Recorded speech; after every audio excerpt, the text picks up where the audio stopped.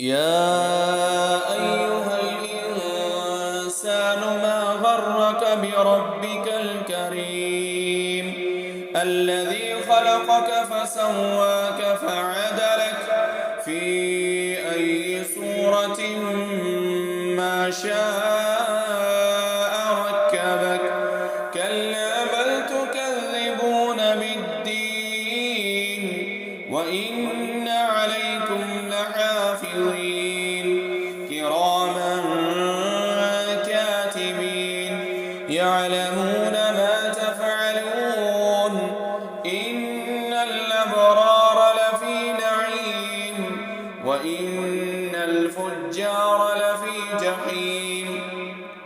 يصلونها يوم الدين وما هم عنها بغائبين وما أدراك ما يوم الدين ثم ما أدراك ما يوم الدين يوم لا تملك نفس لنفس شيئا والأمر